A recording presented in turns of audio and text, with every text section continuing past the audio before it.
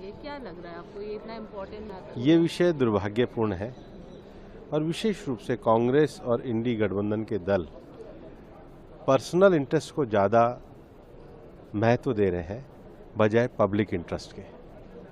नीति आयोग एक संघवाद के विचार की संस्था है जिस पर पूरा फेडरलिज्म के दृष्टि से विकास कार्यों की चर्चा की जाती है और इसलिए जो बायकॉट है ये दुर्भाग्यपूर्ण है।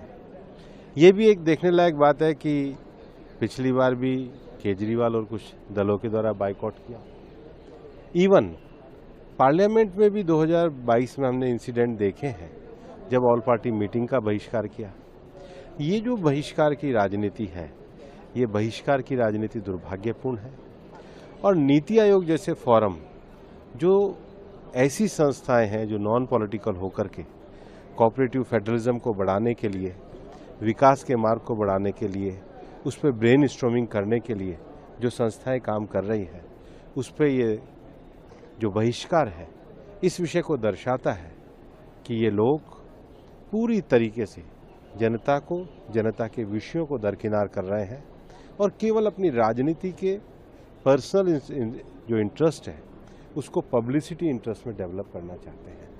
उनका कहना है कि ये जो बजट है ये डिस्क्रिमिनेटरी है, इसमें दो राज्यों को ज़्यादा दो अलग अलग विषय हैं।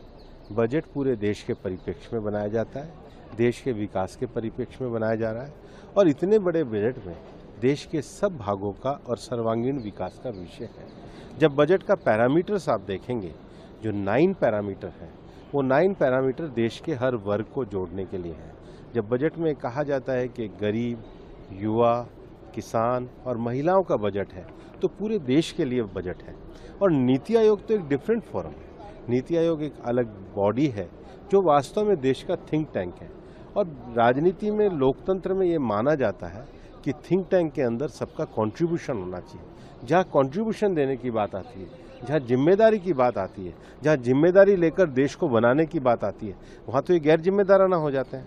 तो ये अपने आप में इनकी गैर जिम्मेदारा राजनीति को दर्शाता है।